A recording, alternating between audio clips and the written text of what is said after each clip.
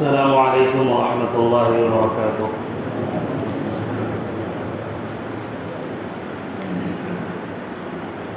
الحمد للہ نحمده ونستعینه ونستغفره ونؤمن به ونتوکل علیہ ونعوذ باللہ من شرور انفسنا ومن سیئات اعمالنا من يهده الله فلا مضل له ومن يضلله فلا هادي له ونشهد أن لا إله إلا الله وحده لا شريك له ونشهد أن سيدنا ومولانا محمدا عبده ورسوله أما بعد فأعوذ بالله من الشيطان الرجيم بسم الله الرحمن الرحيم قال رب هب لي من الصالحين فبشرناه بغلام حليم فلما بلغ معه السعي قال يا بني إني أرى في المنام أني أذبحك فانظر ماذا ترى قال يا أبت افعل ما تؤمر ستجدني إن شاء الله من الصابرين صدق اللہ العظیم۔ میری زندگی کا مقصد تیرے دین کی سرفرازی، میری زندگی کا مقصد تیرے دین کی سرفرازی، میں اسی لیے مسلمان، میں اسی لیے نمازی۔ میرے واجب الاحترام بزرگوں اور بھائی اور اسلام کے غیور فرزندوں، اللہ تبارک و تعالیٰ کا احسان اور کرم ہے کہ اللہ تبارک و تعالیٰ نے ہم سب کو ایمان کی دولت سے نوازا اور نبی پاک علیہ الصلوۃ والسلام کی امت میں پیدا فرمایا۔ اس دنیا کے اندر جو زیادہ محبوب ہوتا ہے، اللہ تعالیٰ کے قریب ہوتا ہے، ایمان والوں میں اللہ تبارک و تعالیٰ اس کو آزماتے ہیں۔ سب سے زیادہ آزمائشیں، تکالیفیں، مصیبتیں انبیاء علیہ الصلوۃ والسلام پر آئیں، لیکن مصیبتوں کے باوجود وہ صبر کرتے رہے اور دل کے اندر سکون محسوس کرتے تھے۔ وہ کبھی گھبرائے نہیں، ڈرے نہیں، پریشان نہیں ہوئے، بلکہ وہ اس کو اللہ تبارک و تعالیٰ کے لیے قربانی دینے کو اہم سمجھتے تھے کہ جان دے دی ہوئی اسی کی تھی، جان دے دی ہوئی اسی کی تھی، حق تو یہ ہے کہ حق ادا نہ ہوا۔ انبیاء علیہ الصلوۃ والسلام، صحابہ کرام رضوان اللہ علیہم اجمعین نے اسی طرح زندگی کو لٹا دیا اللہ کی راہ میں۔ ظاہر ہے کہ جو بندہ یہ سمجھ لیتا ہے مجھے پیدا کرنے والا اللہ ہے، مجھے کھلانے والا اللہ ہے، مجھے پلانے والا اللہ ہے، جن آنکھوں سے میں دیکھتا ہوں دنیا کے نظارے، ان آنکھوں میں روشنی ڈالنے والا بھی اللہ ہی ہے، پیدا بھی اللہ ہی نے کیا ہے، روشنی اللہ تعالیٰ ہی نے ڈالا ہے۔ زبان سے میں اپنے دل کی بات کہہ پاتا ہوں، اس زبان کے اندر طاقت بھی اللہ ہی نے دی ہے۔ تو اللہ تبارک و تعالیٰ ہر نفع و نقصان کا مالک ہے۔ جب بندہ یہ سمجھتا ہے تو ساتھ میں یہ بھی سمجھتا ہے کہ میری زندگی کا مالک اور میری جان اور میرے مال کا مالک سب اللہ تبارک و تعالیٰ ہے۔ لہٰذا جو حکم میرے پروردگار کا ہوگا، جو حکم میرے حاکم، میرے خالق اور مالک مولا کا ہوگا، میں اس پہ قربان ہو جانے کے لیے تیار ہوں۔ حضرت ابراہیم علیہ السلام کے واقعات میں دو بڑے واقعات آپ نے سن لیے ہیں۔ اب میں تیسرے واقعے کی طرف چلوں گا اور چوتھے واقعے پر انشاءاللہ بات مکمل ہو جائے گی۔ اس سے آپ کو پتہ چلے گا کہ ہم قربانی کیوں کرتے ہیں۔ وقت تھوڑا ہے، مضمون لمبا ہے، تھوڑی اگر اسپیڈ ہو جائے تو آپ بھی اسپیڈ سے ساتھ دیجیے گا اور اس کو سمجھتے چلے جائیے گا۔ حضرت ابراہیم علیہ السلام کو آگ میں ڈالا گیا، اللہ تبارک و تعالیٰ نے آگ کو ٹھنڈا کر دیا، اپنا حکم نافذ کیا۔ اس سے یہ پتہ چلتا ہے کائنات کے ذرے ذرے پر اللہ کا حکم چلتا ہے۔ اسی لیے اللہ تبارک و تعالیٰ نے قرآن میں جگہ جگہ مختلف انداز میں بتایا ان الحکم الا للہ، کہ ہر شے پر اللہ کا حکم چلتا ہے، کوئی اللہ کے حکم کے بغیر حرکت نہیں کر سکتا، اور جو سکون میں ہے اللہ کے حکم کے ساتھ ہی وہ سکون میں بھی ہے۔ اگر کسی چیز کو اللہ کہے حرکت کرو تبھی وہ حرکت کر سکتا ہے۔ سانس کو اللہ تعالیٰ نے جب تک کہا ہے چلنے کے لیے تبھی تک چلے گا۔ کسی کی عمر اللہ تبارک و تعالیٰ نے 60 سال لکھ دیا ہے، اس کی عمر 60 سے ایک سیکنڈ بھی زیادہ نہیں جا سکتی ہے، کیونکہ اللہ تبارک و تعالیٰ نے اس سانس کو حکم دے دیا ہے کہ 60 سال جیسے مکمل ہوگا تمہارا وقت ختم ہے، یہ سلسلہ وہیں بند ہو جاتا ہے۔ دنیا کی کوئی طاقت نہیں جو اسے اگلی ایک سانس بھی دے کر دکھا دے، کیونکہ اللہ تعالیٰ نے فیصلہ کر لیا ہے کہ اس سیکنڈ میں اسے جانا ہے تو جانا پڑے گا، اور جس نے اس دنیا میں آنا ہے جس سیکنڈ میں اللہ تبارک و تعالیٰ چاہے گا تبھی آئے گا، اس سے پہلے اس دنیا میں نہیں آ سکتا۔ اور جب ماں کے پیٹ میں بچہ ہوتا ہے 4 مہینے کا، تب تک سانسیں نہیں پڑتی۔ اب اللہ تبارک و تعالیٰ چاہتا ہے، دل بن کے تیار ہے، دل دھڑک نہیں سکتا، اللہ چاہے گا اس کے اندر سانس ڈال دے گا اور دل دھڑکنے لگے گا، اور اللہ چاہے گا زندہ پیدا ہوگا، اور اللہ نہیں چاہے گا تو زندہ بھی نہیں پیدا ہو سکتا۔ اسی لیے بعض بچے مردہ پیدا ہوتے ہیں۔ یہ سب کچھ اللہ تبارک و تعالیٰ کے حکم سے ہے۔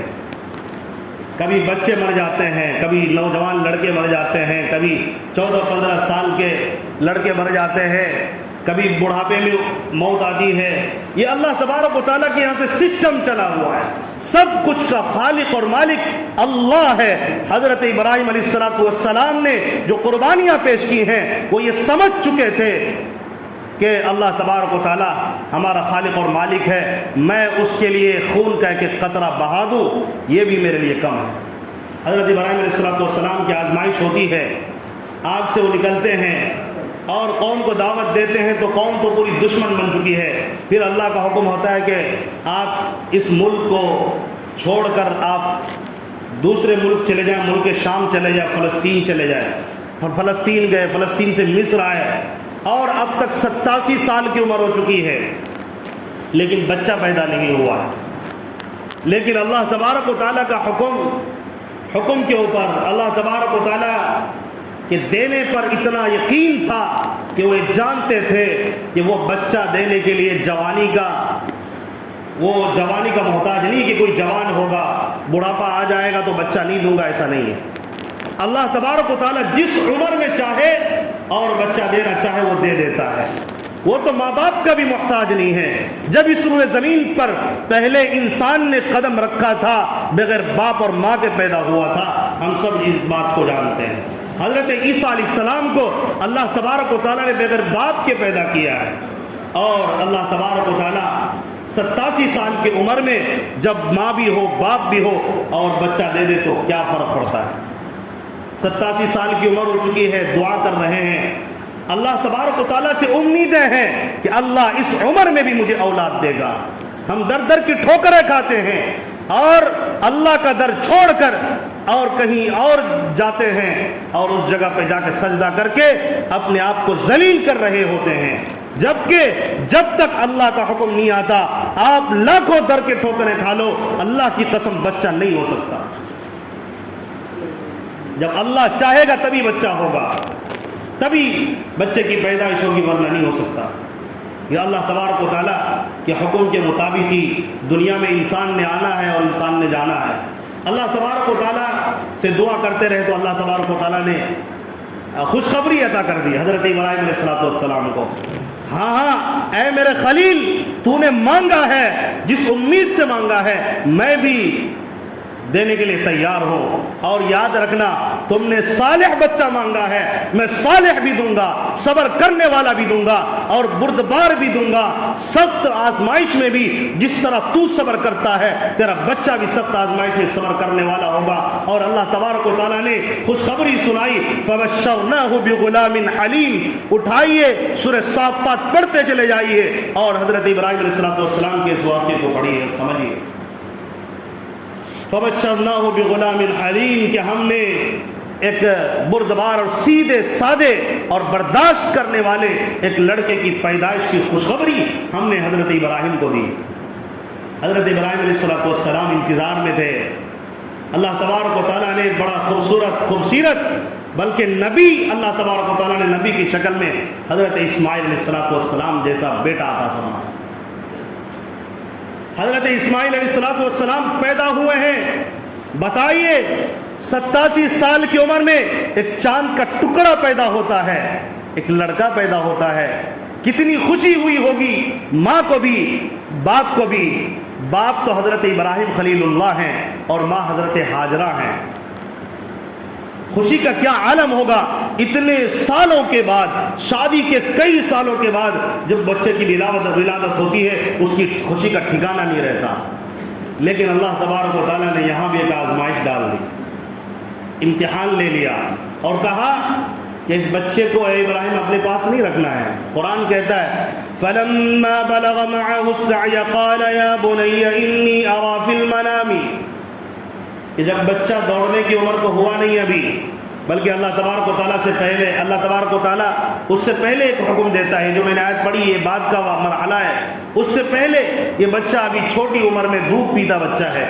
اللہ تبارک و تعالیٰ کی طرف سے حکم ہوتا ہے تم یہ ملک شام چھوڑو اور فلسطین کے ملک کو چھوڑو, یعنی اس ملک کو چھوڑ کر کسی اور جگہ جاؤ.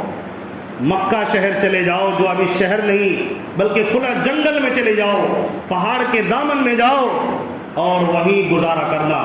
اور وہاں پر تم ساتھ نہیں رہو گے بلکہ بیوی کو بھی چھوڑو گے اور بچے کو بھی چھوڑ کر واپس آ جانا.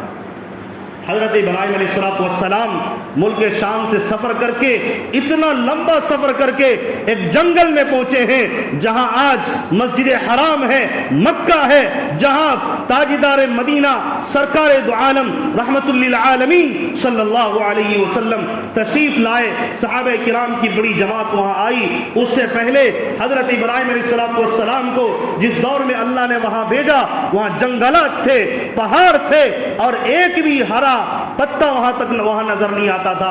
ہر طرف جنگل ہی جنگل, ہر طرف پہاڑ ہی پہاڑ. لیکن وہاں پر کسی سوچ لے کہ وہاں پر کوئی ہریالی ہو یا پانی کا بندوبست ہو یا کھانے پینے کی کوئی چیزیں ہو یا آبادی انسان کی ہو, ایسا کچھ بھی وہاں نہیں تھا. اللہ تبارک و تعالیٰ نے حکم دیا اور چلے گئے. یہ تک نہیں پوچھا کہ اے اللہ وہاں کھانے کا انتظام کیسے ہوگا, پینے کا انتظام کیسے ہوگا, بلکہ وہ یہ دیکھتے تھے کہ جس اللہ تبارک و تعالیٰ نے جان دی ہے اسی کا حکم ہے, مجھے یہ کرنا چاہیے, وہی آئندہ بھی زندگی کے نظام کو چلائے گا.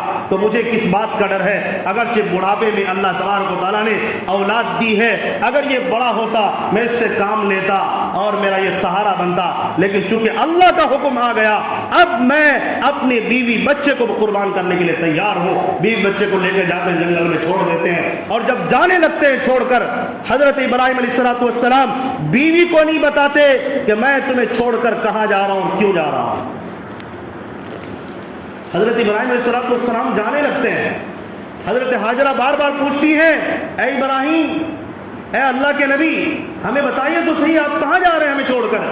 جنگل ہے, نہ پانی ہے, نہ کھانا ہے, نہ کوئی آدمی ہے, اس جنگل میں اکیلے چھوڑ کر آپ کہاں جا رہے ہیں؟ بتائیے تو صحیح. تڑپ کر پوچھتی پریشان ہو جاتی ہے, لیکن وہ بتاتے نہیں. وہ چلتے رہتے ہیں, یہ پیچھے جا کے پوچھتی رہتی ہیں, لیکن وہ بتاتے نہیں اور مڑ کر جواب دینے کے لیے دیکھتے تک نہیں ہیں. یہاں تک کہ حضرت ہاجرہ کو خیال آتا ہے یہ ایسے نہیں کر رہے بلکہ اللہ کا حکم ہوگا. تو پھر پوچھتے ہیں کیا یہ اللہ کا حکم ہے؟ تو وہ کہتے ہیں ہاں مجھے اللہ نے حکم دیا. حضرت ابراہیم علیہ السلام یہ بات کہہ کر آگے بڑھ جاتے ہیں. حضرت ہاجرہ کہتی ہیں جس اللہ تبارک و تعالیٰ نے حکم دیا ہے وہ اللہ مجھے ضائع نہیں کرے گا, آپ جا سکتے ہیں, آپ جائیے. اللہ تبارک و تعالیٰ ایسی آزمائش میں ڈالتا ہے. ایک بندہ اپنے بیوی بچے کو ایک دن کے لیے بھی کہیں روم میں بند کر کے گاؤں محلے میں بھی چھوڑ کر جانے کے لیے سوچتا ہے کہ اگر میں جاؤں گا تو اس کے آس پاس کوئی ہے یا نہیں ہے, اگر نہیں ہوگا تو اس کا کیا ہوگا. یہ محلے, یہ گاؤں کی بات ہے جہاں جنگل میں چھوڑ دیا گیا, رہائش کی کوئی جگہ نہیں, کوئی آدمی وہاں پر نہیں ہے. ہو سکتا ہے وہاں زہریلے جانور ہو سکتا ہے وہاں درندے ہو, انہیں کھا لے, لیکن اللہ کا حکم ہے. اللہ پر بھروسہ اتنا زیادہ ہے کہ وہ جس اللہ کا حکم ہے وہی اللہ تبارک و تعالیٰ حفاظت کرے گا. لہذا چھوڑ کر وہ چلے گئے, پوچھا تک نہیں کہ کیوں چھوڑا جا رہا. جب آ گئے ایک مشکیزہ تھا پانی کا، وہ بھی ختم ہو گیا، اور اسی طرح جو کھجور کی تھیلی تھی وہ بھی ختم ہو گئی، وہ چھوڑ کر حضرت ابراہیم آئے تھے۔ بچہ کو پیاس لگی، بچہ تڑپنے لگا پیاس سے۔ حضرت حاجرہ علیہ السلام کبھی ادھر جاتی ہے کبھی ادھر جاتی، پہاڑوں کے آس پاس چکر لگاتی ہیں لیکن کہیں پانی نظر نہیں آتا۔ انہوں نے ایک پہاڑ پر چڑھا جس کا نام صفا ہے، صفا پر چڑھ کر دیکھتی ہیں، وہاں بھی پانی نہیں ہے، وہاں سے اتر کر آتی ہیں اور مروہ پر چلی جاتی ہیں، مروہ بھی پہاڑ کا نام ہے، اس پر چڑھ کر چلی جاتی ہیں، اس پر بھی پانی نہیں، یہاں تک کہ 7 مرتبہ چکر لگاتی ہے صفا پر، صفا سے مروہ پر، مروہ سے صفا پر، یعنی ایک چکر صفا سے مروہ پر، مروہ سے صفا پر، اس طرح 7 چکر لگانے کے بعد افسوس کے ساتھ سوچنے لگتی ہے کہ اب میں کیا کروں، پانی تو کہیں نہیں ملتا۔ اتنے میں ایسا لگتا ہے ان کو کوئی آواز آ رہی ہے، اور اسی آواز کے ساتھ ان کو بتایا گیا ہے اب زیادہ تڑپنے کی ضرورت نہیں ہے، اللہ نے آپ کی قربانی سن لی ہے، بچے کی تڑپ کو اللہ نے دیکھ لیا ہے، جاؤ دیکھو زمزم نکل رہا ہے، پانی نکل رہا ہے زمین سے جہاں پر بچہ پڑا ہوا ہے۔ حضرت جبرائیل علیہ السلام تشریف لائے تھے، حضرت جبرائیل علیہ السلام نے خبر دی دیکھو یہاں سے پانی نکل رہا ہے۔ اللہ تبارک و تعالیٰ نے بچے کی تڑپ کو دیکھ کر ان قربانیوں کے بعد اللہ تبارک و تعالیٰ نے نظام چلایا، پانی وہاں سے نکلا۔ آج اس پانی کے اندر اللہ نے شفا رکھی ہے، اللہ نے پاکیزہ بنایا، پوری دنیا کے لوگ آج اس پانی سے فائدہ اٹھاتے ہیں، اور سب سے شفاف پانی آج جو زمزم کا پانی ہے، جو ایک ماں تڑپتی ہے تو اللہ تبارک و تعالیٰ ایسا پانی کا نظام چلاتا ہے کہ وہ پانی پوری دنیا کے لیے ہمیشہ کے لیے اللہ تبارک و تعالیٰ باقی رکھ دیتا ہے۔ اور نبی نے فرمایا زمزم پیو، اس میں شفا ہے، اور جو جس نیت سے پیتا ہے، جس بیماری کو دور کرنے کے لیے پیتا ہے، اللہ تبارک و تعالیٰ اس زمزم سے اس کو شفا بھی دیتا ہے۔ حضرت حاجرہ علیہ السلام اس پانی کو بند کرنے لگتی ہے کہ کہیں پانی ادھر ادھر بہ نہ جائے، سیلاب نہ بہ پڑے، مشکیزے کو بھر لیتی ہے، پھر باڑ لگاتی ہے، لیکن وہ تو اللہ کے حکم سے آیا ہوا تھا، وہ پھیلتا گیا، بہت سارا پانی وہاں پر جمع ہو گیا۔ اس کے بعد وہاں قبیلے آباد ہوئے ہیں۔ حضرت ابراہیم علیہ السلام جب جانے لگے تھے تو ایک دعا انہوں نے کی تھی، ربنا انی اسکنت من ذریتی بواد غیر ذی زرع۔ جب حضرت حاجرہ سے الگ ہو گئے، اسماعیل سے الگ ہو گئے، کہیں اور چلے گئے، دور جا کر انہوں نے جنگل میں سے ہی دعا کی، اے اللہ میں نے اپنی اولاد کو، اپنی بیوی بچوں کو تیرے حوالے کر دیا ہے، ایک ایسی وادی میں چھوڑا ہے جو غیر ذی زرع ہے، یعنی کھیتی باڑی کا یہاں نام و نشان تک نہیں ہے، ایسی جگہ میں نے چھوڑ دیا ہے، اور میں یہ چاہتا ہوں ربنا لیقیموا الصلاۃ، اے میرے رب میں چاہتا ہوں کہ نماز پڑھے، فاجعل افئدة من الناس، اور میں چاہتا ہوں کہ لوگوں کے دلوں کو اس زمین کی طرف مائل کر دے۔ چنانچہ ایسا ہی ہوا، آج پوری اللہ تبارک و تعالیٰ نے دونوں دعاؤں کو اللہ نے قبول کر لیا ہے۔ اللہ تبارک و تعالیٰ نے ان کو نمازی بھی بنایا، اور وقت کا امام کیا بلکہ وقت کا نبی حضرت اسماعیل علیہ السلام کو اللہ تبارک و تعالیٰ نے بنا دیا، اور لوگوں کے رخ کو ادھر موڑا ہے۔ یمن سے جو قافلہ چلا تھا، جس پر کسی پریشانی کی وجہ سے انہوں نے دیکھا دور وہاں سے چڑیے اڑ رہے ہیں پانی کی تلاش میں، تو وہاں آئے اور دیکھا کہ پانی ہے، تو وہاں انہوں نے اپنے خیمے ڈالے، اس طرح سے وہاں آبادی ہوئی۔ آج مکہ شہر اتنا زبردست بن گیا ہے، انہوں نے جو دعائیں کی تھی اللہ تبارک و تعالیٰ نے قبول کر لی، لوگوں کے دلوں کو ادھر متوجہ کر دیا۔ آج اس سرزمین کو دیکھنے کے لیے ایک مومن، ایک مسلمان بندہ، کروڑوں مسلمان تڑپتا ہے اس زمین کو دیکھ لوں، اور کروڑوں لاکھوں لوگ ہر سال وہاں جاتے اور آتے رہتے ہیں، اور اس جگہ کو اللہ نے ایسے آباد کیا، آپ کبھی بھی چلے جائیں، سال کے کسی دن بھی چلے جائیں، آپ کو وہاں پر لوگوں کی بھیڑ نظر آئے گی۔ اور انہوں نے یہ بھی دعا کی تھی، اے اللہ ان کو وارزقہم من الثمرات لعلہم یشکرون، ان کو پھلوں سے رزق عطا کرنا۔ اللہ تبارک و تعالیٰ نے پھل سے بھی رزق عطا کر دیا۔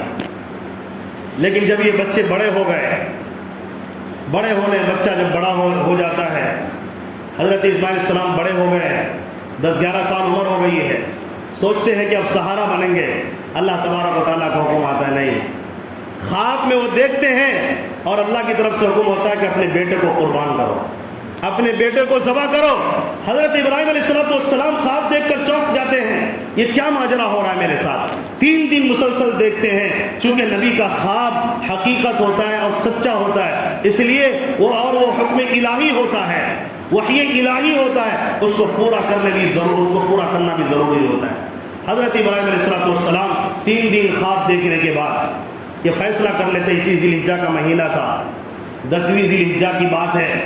حضرت ابراہیم علیہ السلام بیٹے کو لے کر چلنے لگتے ہیں، راستے میں شیطان آ جاتا ہے، بہکاتا ہے، کہاں لے کے جا رہے ہو؟ کبھی باپ کو بہکاتا ہے، کبھی بچے کو بہکاتا ہے، کبھی ہاجرہ کو بہکاتا ہے۔ وہاں پر کنکریاں اٹھا کر مارتے ہیں، مینا کی وادی میں، جہاں وہ لے کر جا رہے تھے، مینا کی وادی میں لے کر جا رہے تھے، وہاں صاف کنکریاں اٹھا کر مارتے ہیں۔ اللہ تبارک و تعالیٰ نے صفا مروہ پر جو حضرت حاجرہ علیہ السلام دوڑی تھی، اللہ تعالیٰ نے قیامت تک کے لیے مومنوں کے لیے جو بھی حج عمرہ کرنے جائے گا اس کے لیے لازم کر دیا کہ تم جب تک اس صفا اور پہاڑی کے درمیان اس طرح نہیں دوڑو گے جس طرح حاجرہ دوڑی تھی پانی کے لیے، تب تک تمہارا عمرہ قبول نہیں ہوگا، تمہارا حج قبول نہیں ہوگا۔ آج تم لاکھوں روپے خرچ کر کے حج کرنے کے لیے گئے ہو، جب تک شیطانوں کو کنکریاں نہیں مارو گے اس وقت تک تیرا حج بھی قبول نہیں ہوگا۔ اللہ تعالیٰ نے بتا دیا، عاشقوں کی یادگار کو اللہ نے رکھا۔ ارے عشق کرنا ہے اپنے رب سے کرو، عشق کرنا ہے اپنے خدا سے کرو جو وفا کرنے والا ہے، جو عشق کرنے کے بعد ہمیشہ عزتیں دیتا ہے۔ جب اللہ نے عزتیں دی، ان کے اداؤں کو بھی اللہ نے محفوظ کر دیا۔ دیکھو آج لاکھوں لوگ تڑپتے ہیں صفا مروہ پر دوڑنے کے لیے، پیر میں درد ہو جاتا ہے لیکن دوڑتے رہتے ہیں۔ اللہ تبارک و تعالیٰ نے ایسا نظام چلا دیا۔ پھر وہ لے کر جاتے ہیں، حضرت اسماعیل علیہ السلام کو پوچھتے ہیں، میں نے خواب دیکھا ہے، انی ارا فی المنام انی اذبحک، میں تمہیں ذبح کر رہا ہوں، تمہارا کیا خیال ہے؟ بیٹا بھی چونکہ نبی کا تھا نا، اللہ تعالیٰ نے کہا تھا میں تمہیں بردبار بیٹا دوں گا، برداشت کرنے والا۔ انہوں نے کہا باپ پوچھ رہے ہیں آپ، یا ابت افعل ما تؤمر ستجدنی انشاء اللہ من الصابرین، اے میرے ابا جان دیر کیوں کر رہے ہیں؟ اللہ نے جو حکم دیا ہے وہ کر گزریے، مجھے آپ لٹائیے اور مجھے ذبح کر دیجئے، میں اللہ کے حکم پر جب جان اسی نے دی ہے میں لٹانے میں فخر محسوس کروں گا، لہٰذا آپ دیر نہ کریں، آپ مجھے جلدی اللہ کے حکم کے مطابق مجھے ذبح کر دیجئے، مجھے کوئی فرق نہیں پڑنے والا۔ حضرت ابراہیم علیہ السلام انہیں پیشانی کے بل لٹا دیتے ہیں کہ کہیں ایسا نہ ہو اگر سیدھا لٹایا جائے آنکھ میں آنکھ مل جائے اور شفقت جاگ جائے اور تھوڑی دیر کہیں تاخیر نہ ہو جائے ذبح کرنے میں، اس نے پیشانی کے بل لٹایا اور اللہ کے حکم سے جب ذبح کرنے لگے چھری چلنے کے لیے تیار نہیں ہے۔ بعض لوگوں نے لکھا کہ چھری سے آواز آتی ہے، کیوں پریشان ہو ابراہیم؟ کبھی وہ تیز کرتے ہیں، گلے کو کاٹنے کی کوشش کرتے ہیں، گلا تو دور کی بات ہے چمڑے تک کو خراش تک نہیں آتا، جب وہ چلانے لگتے ہیں اللہ کی طرف سے قوت ملتی ہے اس کو بولنے کی چھری کی، کہتا ہے کہ اے خلیل تیرے رب جلیل کا حکم ہے چلو اور تیرا حکم ہے نہ چلو، بتاؤ تیرا مانوں یا تیرے رب کا مانوں؟ لہذا میں نہیں چل سکتا کیونکہ میرے رب نے حکم دیا۔ پتہ یہ چلا آگ بھی اللہ کے حکم سے اپنی طاقت کھو چکی تھی، آج چھری جو طاقت رکھتے تھی کاٹنے کی، اللہ کا حکم ہو گیا ہے کاٹنے کے لیے تیار نہیں۔ حضرت ابراہیم علیہ السلام کو حکم ہوا، پیچھے مڑ کر تو دیکھیے، دیکھا تو دمبا کھڑا ہوا تھا، کہا تھا یہ جنت سے اللہ تعالیٰ نے بھیجا ہے، اس کو ذبح کیجئے، اللہ نے قبول کر لیا ہے آپ کی اس قربانی کو، اگرچہ آپ نے ذبح نہیں کیا لیکن ثواب آپ کو بیٹے کو قربان کرنے کا ملے گا، اس کے بدلے میں دمبا کھڑا ہے، اس کو ذبح کیجئے۔ اور اگر اللہ کر دیتا ذبح اس بچے کو اللہ تبارک و تعالیٰ ذبح کروا دیتے تو آج ہر مسلمان کو اپنا بیٹا ذبح کرنا پڑتا، ظاہر ہے اس کے اندر فساد برپا ہوتا، لیکن اللہ تبارک و تعالیٰ نے ایک نظام چلایا کہ نہیں، اس کے بدلے یہ دمبا ذبح ہوگا، تو اسی وقت سے یہ قربانی کا رواج چلا۔ حضرت ابراہیم علیہ السلام آگے بڑھے، اس کو ذبح کیے ہیں، تو اس وقت سے لے کر یہ چلا ہے، تو یہ یادگار ہے قربانی کی، اس کے پیچھے تاریخ کا آپ کو پتہ چل گیا، لیکن یاد رکھیے یہ جو قربانی ہے حضرت ابراہیم علیہ السلام سے نہیں چلا۔ ہاں یہ ضرور ہے ہم جو دمبے کی قربانی کرتے ہیں، جو شکل و صورت اپناتے ہیں، یہ حضرت ابراہیم علیہ السلام سے چلا ہے، لیکن قربانی تو حضرت آدم علیہ السلام کے زمانے زمانے سے چلا آ رہا ہے. اسی کو اللہ نے قرآن میں بیان کیا. وَاتْلُ عَلَيْهِمْ نَبَأَ، اسی اللہ تبارک و تعالیٰ نے بیان کیا اِذْ قَرَّبَا قُرْبَانًا فَتُقُبِّلَ مِنْ أَحَدِهِمَا وَلَمْ يُتَقَبَّلْ مِنَ الْآخَرِ، کہ جب اس وقت کو یاد کرو جب کہ حضرت آدم کے بیٹے نے قربانی دی، حابل اور قابل نے. اللہ تبارک و تعالیٰ نے حابل کی قربانی کو قبول کر لیا، قابل کی قربانی کو قبول نہیں کیا. تو قربانی کا سلسلہ اس وقت سے چلا آ رہا ہے. لہٰذا یہ بہت اچھا موقع ہے، ہمیں قربانی میں اس میں بڑھ چڑھ کر حصہ لینا چاہیے. جن پر اللہ تبارک و تعالیٰ نے واجب کیا وہ بھی کرے، جن کو اللہ تعالیٰ نے تھوڑی وسعت دی ہے وہ ایک حصہ بڑے جانور میں لے سکتا ہے وہ بھی کرے، بہت بڑا ثواب ہے. نبی پاک علیہ السلام، صحابہ کرام اس کو کرتے آ رہے ہیں. ظاہر ہے ہم عاشق خدا و رسول ہیں، ہم تو اس قربانی کو کرتے رہیں گے. دیکھیے کچھ مسائل ہیں. ایک مسئلہ تو یہ ہے کہ روزے کا مسئلہ ہے کہ روزہ رکھیں بہت بڑا ثواب ملے گا. یہاں تک کہ آتا ہے ان دنوں میں اعمال کرنا رمضان کے دنوں میں جو عمل کرتے ہیں نا اس سے بھی زیادہ فضیلت کا حامل ہے. اس لیے میں نے عرض کیا کہ گناہوں سے اپنے آپ کو بچائیں، خوب قرآن کی تلاوت کریں، خوب ذکر و اذکار کریں، نماز کی پابندی کریں، گناہوں سے بچیں. اسی طرح 9 ذی الحجہ کو تو روزہ رکھنا ہی چاہیے. ایک سال اگلے پچھلے گناہ اللہ معاف کر دیتا ہے. اور یہ جو 9 دن ہیں، ایک دن روزے کا ثواب اتنا بڑا ہے. نبی پاک علیہ السلام نے فرمایا ایک دن روزہ رکھنا ایسے جیسے ایک سال روزہ رکھنا. کتنا بڑا ثواب ہے. اس لیے کل سے ہم روزہ رکھ سکتے ہیں. اگر آج رکھیں تو اچھی بات ہے، نہیں رکھا تو کل سے رکھنا شروع کر دیں. 9 ذی الحجہ کی فجر سے لے کر 13 ذی الحجہ کے عصر تک تکبیر تشریق پڑھنا ہے. یعنی حضرت ابراہیم علیہ السلام، اسماعیل علیہ السلام، حضرت جبرائیل تینوں مل کر ایک کلمہ انہوں نے پیش کیا تھا اللہ کے حضور. وہ کلمات ہمیں ادا کرنے ہیں. وہ کلمہ ہے اللہ اکبر اللہ اکبر لا الہ الا اللہ اللہ اکبر اللہ اکبر وللہ الحمد. یہ 9 ذی الحجہ کی فجر سے لے کر 13 ذی الحجہ کے عصر تک زور سے ہر فرض نماز کے بعد ایک مرتبہ زور سے کہنا واجب ہے. عورتیں آہستہ کہیں گی لیکن واجب ان کے لیے بھی ہے کہ یہ تکبیر ضرور پڑھے. اور ان دنوں میں ان کا ذکر کرنا بھی بہت زیادہ ثواب کا حامل ہے. اسی طرح قربانی نماز کے بعد کریں گے، نماز سے پہلے نہیں. جب نماز عید الاضحیٰ ہو جائے گی تب. جانور مر جائے تو کیا حکم ہے؟ غریب ہے تو معاف ہے، مالدار ہے تو دوبارہ خرید کر کریں گے. جانور تبدیل کر سکتے ہیں کیا؟ غریب ہے تو تبدیل نہیں کر سکتا، مالدار ہے تو کر سکتا ہے. یعنی ایک جانور آپ نے خریدا کہ مجھے ذبح کرنا ہی ہے، لیکن پھر ہوا کہ چلو دوسرا لے لیتے ہیں. لیکن یہ بتایا گیا ہے کہ جو جانور آپ بدل رہے ہیں یہ اس سے زیادہ قیمت کا یا اتنے کا، اس سے کم کا نہیں ہونا چاہیے. اسی طرح ایصال ثواب کے لیے آپ کسی کے نام سے، زندہ اور مردے کے نام سے قربانی کر سکتے ہیں، لیکن نفل واجب میں ٹرانسفر نہیں ہوتا، میں پہلے بتا چکا ہوں. اسی طرح جانور ذبح کرتے وقت 4 رگوں کا کاٹنا ضروری ہے. حلقوم ہے، مری یعنی خوراک کی جگہ ہے، اور 2 رگیں خون کی رگیں، اس کو بھی کاٹنا ضروری ہے، ورنہ اس کے بغیر قربانی یعنی کہ جانور ذبح مکمل نہیں مانا جائے گا. اسی طرح عیدگاہ جانے کے کیا آداب ہیں؟ عیدگاہ جانے کے آداب یہ ہیں اچھا کپڑا پہنے، خوشبو لگائیں، پھر جاتے وقت جو ہے ایک راستے سے جائیں اور یہ تھوڑا زور آواز سے اللہ اکبر لا الہ الا اللہ اکبر وللہ الحمد پڑھتے ہوئے جائیں. اور آتے وقت بھی پڑھتے ہوئے دوسرے راستے سے آنا چاہیے. اور عیدگاہ جاتے وقت صبح سے لے کے کچھ کھائے نہیں، پیے نہیں، بھوکا پیاسا رہے. جب نماز ہو جائے پھر اس کے بعد آگے کچھ کھانا چاہیے، مستحب ہے. گوشت کی تقسیم یہی ہے کہ آپ ایک حصہ جو ہے اپنے رشتہ داروں کو دیں، ایک حصہ غریبوں میں تقسیم کریں اور ایک حصہ اپنے لیے رکھ لیں. اسی طرح کر لیں، یہ اچھا طریقہ ہے. یونیفارم ایکسا سول کوڈ کے سلسلے میں آج آوازیں اٹھائی جا رہی ہیں، حالانکہ یہ غلط ہے. یعنی کہ سب ایک ہی طرح عمل کریں گے. بھائی یہاں پر بہت سے مذاہب کے لوگ ہیں تو یہ ہو ہی نہیں سکتا. اس کی مخالفت کرنی ہے ہمیں اور پوری طرح سے زوردار انداز میں کہ یہ چل ہی نہیں سکتا ہے. ہر ایک کا اپنا پرسنل لا ہے، اس کے مطابق وہ زندگی گزارے گا. یہاں عیسائی ہے، سکھ ہے، مسلم ہے، جین ہے، کرسچن، یعنی ہر طرح کے لوگ یہاں موجود ہیں.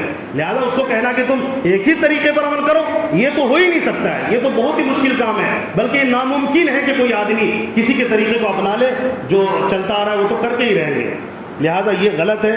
اس کی مخالفت کرنے کے لیے امارت شریعہ سے ایک کیا کہتے ہیں کہ انہوں نے ایک طریقہ بتایا ای میل کرنے کا، کہ جو لا کمیشن ہے اس کو پہنچا سکتے، ای میل کر سکتے ہیں. واٹس ایپوں پر اس طرح کی تحریر آ رہی ہے، واٹس ایپ پر تحریر توجہ دیجیے، وہاں پڑھ کر آپ اسے ای میل کر سکتے ہیں، یعنی اپنا دستخط کر سکتے ہیں کہ ہم اس کو نہیں مانتے، یہ غلط جو بھی ہو رہا ہے. کھال کا کیا کریں؟ کھال کا کریں گے کہ مدرسے کے لوگوں کو دے دیں، مدرسے میں دے دیں کھال، چمڑا وغیرہ جو ہوتا ہے. خیر یہ تمام. اور سب سے زیادہ ضروری بات یہ ہے ذبح کریں، خوشی سے کریں، اطمینان سے کریں، اخلاص کے ساتھ کریں، لیکن اللہ کے لیے سب مل کر جو بھی اس کے پھینکنے والی چیزیں ہوتی ہیں، خون ہے اور بھی جو چیزیں ہیں، اس کو کسی چیز میں بند کر کے کہیں دفن کر دیں، سب سے بہتر طریقہ، ورنہ کہیں ایسی دور دراز جا کر ڈال دیں جہاں کسی کی نظر نہ پڑتی ہو، پردے کے اہتمام کے ساتھ کریں۔ پاکی صفائی آدھا ایمان ہے، اس کا خاص خیال رکھیں اور اسلام کا حکم سمجھ کے کریں، یہ ہماری ذمہ داری بنتی ہے۔ میں نے گاندھی میدان میں 7:30 بجے عید الاضحیٰ کی نماز ہوگی، ہمارے یہاں انشاءاللہ عید الاضحیٰ کی نماز 8 بجے ادا کی جائے گی، تو زیادہ سے زیادہ کوشش کریں وہاں پڑھیں، یہاں تو مجبور لوگوں کے لیے نماز ہوتی ہے، تو آپ یہاں نماز ادا کر سکتے ہیں 8 بجے۔ جمعرات کو ہے نا عید الاضحیٰ، انشاءاللہ جمعرات کو ہے، تو اس دن کی بات ہے۔ یہاں کچھ دعائیں صحت کی اپیل ہے، محمد ثاقب، محمد نوشاد، نصرت پروین، رینو عابدین، رہبر عابدین، سرور عابدین، ان سب کے لیے دعائیں صحت کر دے، اللہ تعالیٰ صحت نصیب فرمائے۔ اسی طرح سیکریٹری صاحب عادل صاحب کی بیٹی کی طبیعت خراب ہے، اللہ تعالیٰ صحت نصیب فرمائے۔ مغفرت کی دعا کر دیں شبانہ خاتون کے لیے، اسی طرح طواب احمد کے لیے، اللہ تبارک و تعالیٰ کی مغفرت فرمائے، درجات کو بلند فرمائے۔